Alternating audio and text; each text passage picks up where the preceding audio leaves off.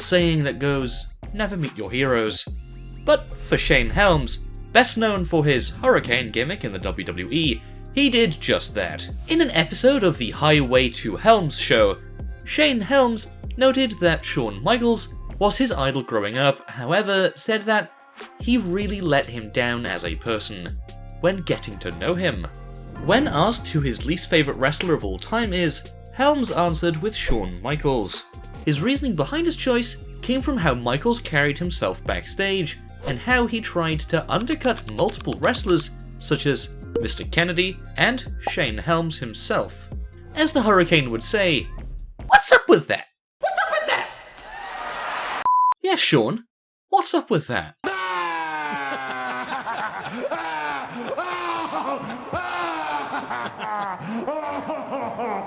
Helms took the conversation further by calling Shawn Michaels one of the biggest drug abusers and hypocrites in the history of pro wrestling, and a cockeyed Alright, that is a bold set of words right there. A cockeyed, cross-eyed piece of shit. Shane Helms... a cockeyed, cross-eyed piece of shit. Shane Helms has also been very vocal about his opinion on Shawn Michaels on Twitter, especially when it was announced that Shawn Michaels was inducted into the WWE Hall of Fame. He went on a Twitter rampage and tweeted the following.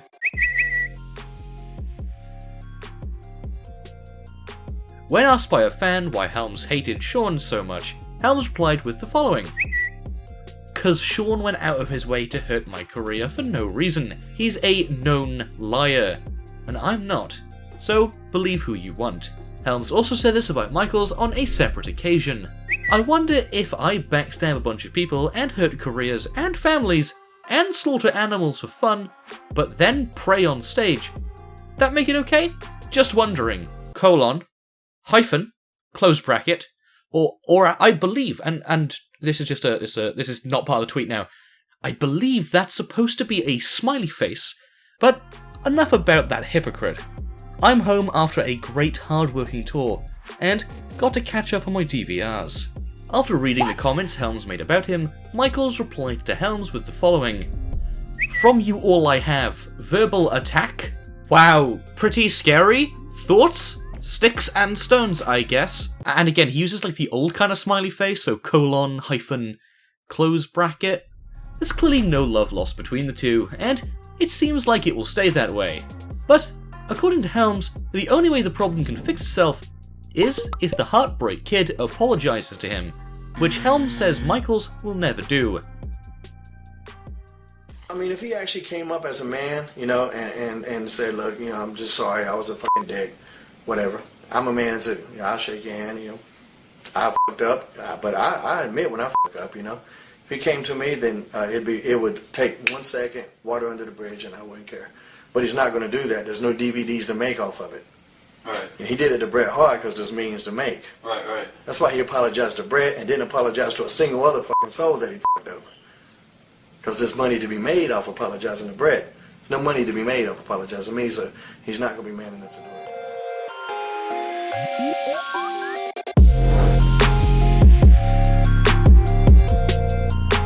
Maintaining a good physique in the world of wrestling can be a very grueling task, especially with all the travelling wrestlers do, and the strict eating regimes they need to follow.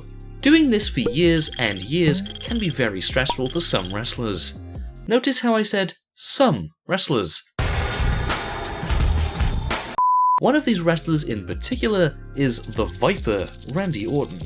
Speaking on the Edge and Christian podcast, Randy Orton explained how it was hard for him to maintain his physique now compared to when he was younger, saying, "I am always up and down when it comes to my body. It's stressful. It is." He then took a shot at Kevin Owens by saying, "I guess Kevin Owens has it figured out. He started fat, and he'll finish fat. He's trying to get himself over as the fat guy that can fight. Bless his heart. That's great. I'm jealous." Orton continued his tirade against Owens by tweeting publicly at him after a fan tweeted how grateful he was that Kevin Owens showed up to his dessert wedding. Orton replied to the tweet by saying, "Of course he stopped by, it was a dessert party." Donut emoji. cookie emoji, lollipop emoji, cake emoji, and a second cake emoji. Owens replied to this tweet with an almighty burn which simply read, I'd like at this time to warn viewers that the next bit of content is quite explicit. If younger viewers can now turn away. The tweet read, "You vape." In response to Owens exposing Orton's vaping habits, Orton replied back with a savage tweet of his own, which read, "I actually quit vaping this European tour, but you wouldn't know, because you ain't here." This was in response to Kevin Owens and Sami Zayn getting sent home from the European tour for conduct deemed detrimental to the WWE. In other words, they went against a WWE creative.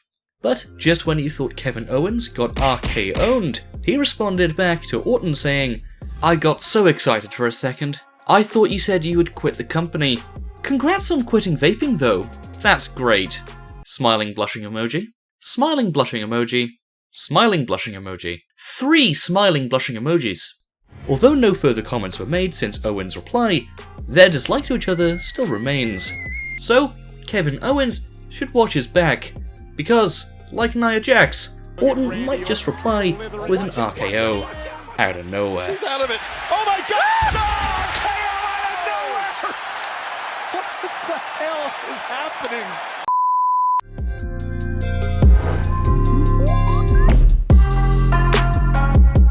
The 16-time champ John Cena has been the poster boy of the WWE for over a decade, and that's not always easy to accept, especially with many different wrestlers' egos flying around. As a result, many WWE superstars have taken a dislike to John Cena because of this, and Dolph Ziggler is no exception. Dolph Ziggler's hatred towards John Cena is definitely a one-sided thing, and it seems to be more out of jealousy rather than anything else. Ziggler straight up admitted his hatred to John Cena on Sam Roberts' podcast, saying, "I hate Cena, and, like, for real. Yeah, I hate everything he stands for. I hate how awkwardly he runs. I hate that I'm better at wrestling, but he has this awesome connection with the fans. And I'm so great at wrestling, and I haven't made that great connection with all the fans that aren't in New York. He's the face of the company. What do we know about me? I'm jacked, shredded, look like a movie star, and have great matches. That doesn't connect with everyone." Ziggler also talked about how the two don't always see eye to eye, and that he hates John Cena because he's the poster boy, and he wants to be in his spot, saying that someday he will be. 4 years after Ziggler admitted his hatred towards John Cena, Ziggler was asked again more recently by Planet of Wrestling if he still hated Cena honestly, to which he said, "Absolutely, I would love to be in the position that John Cena is in with the company. Of course. To be that guy that is always fighting for the championship, to be the guy who is always giving back to the fans, doing something important in the business, absolutely." If that's not clear enough, Ziggler's hatred towards John Cena still remains.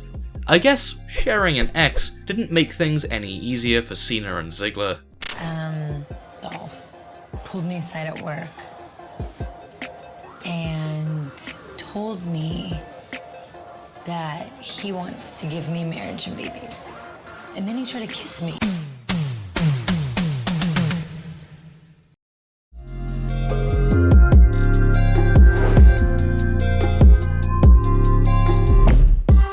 When Sasha Banks and Alexa Bliss were feuding for the Raw Women's Championship, Sasha Banks made it very clear about her dislike towards Alexa Bliss. It all started with Sasha Banks going in borderline shoot mode on an episode of Raw Talk, when she said the following about Alexa Bliss. "You know, she came in so cute, so humbled. She came in so fake, with her fake little stories, her fake little 'I love wrestling growing up, I love Matt Hardy.' You know what? You can't even tell the difference between Jeff and Matt. You idiot. Yeah, we call you on all your lies, sweetheart. You're just here to be another girl, another heel. You just want to be here for a Hollywood act. You're on Total Divas now. You're getting what you want, and you can talk your way into everything. But you know what? You can't run away from me. Alexa Bliss, however, did not seem amused by this, as she replied on Twitter in a since deleted tweet which said, "Acting like she knows me, ha ha ha ha ha ha ha ha ha. Crying, laughing emoji face, crying, laughing emoji face, crying, laughing emoji face. Not even worth my time. Hashtag and still." Although there was a chance that this could have all been scripted, as it was said on Raw Talk after all, Alexa Bliss pretty much confirmed the fact that Sasha Banks did not like her when Peter Rosenberg asked her about the rumoured backstage heat between her and Banks. Bliss said the following on the Cheap Heat podcast. "I've always been the person to say business is business, personal is personal. I will never let my personal feelings about somebody get in the way of business. I've seen the things she said about me. If that's how she feels, that's fine. But we know that we put it to the side and have a productive, professional match, because that's what it's all about. I'm trusting her with my body. She's trusting me with hers, and I will never, ever. I never want to have somebody's injury or somebody's misstep or something happen on my watch. So I know no matter what, I'm always going to be in professional mode. It doesn't matter how we feel about each other. The point is, we have a job to do, and we have to go, and we have to do it well." More recently, in the Open Late Show with Peter Rosenberg, Sasha Banks revealed how there were some female wrestlers in the locker room who she didn't like, which immediately caused Rosenberg to bring up Alexa Bliss. When pressured if she'd ever like to wrestle Bliss again, Banks simply replied, "Not really." Looking at the situation as a whole, it seems like Sasha Banks is the one who dislikes Alexa Bliss, and not the other way around. Judging from Little Miss Bliss's tweet, it seems she isn't too bothered about Sasha Banks taking a dislike to her. It's not worth it.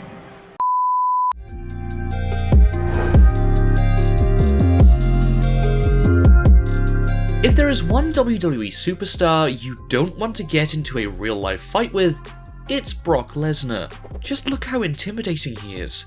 How you doing? Wrong clip. Chris Jericho is known for speaking his mind, and has a reputation of not backing down to anyone, and that includes the Beast, Brock Lesnar.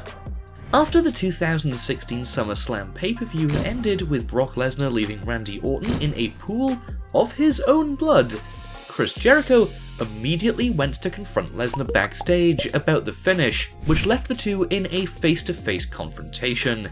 Jericho spoke about the incident on the Chael Sonnen podcast, saying, "I said something and Lesnar said something, and next thing you know, we're nose to nose, kind of yelling at each other." But more recently, Jericho shared his thoughts on Twitter about this year's Royal Rumble, as well as taking shots at Brock Lesnar's weight, in a since-deleted tweet which read, "But let's be honest, Brock Lesnar needs to pull up his pants and lose the gut. The dream is over, dude. I don't play by the script. No offense to Jericho, but he's the last person to be talking down on someone's physique. I'm sorry, but the guy has basically let himself go." It's clear that Jericho still has some resent towards Lesnar for his actions back in SummerSlam 2016, but as for Lesnar, I couldn't see him giving a shit, to be honest. Opportunity. I was out there tonight. I felt alone.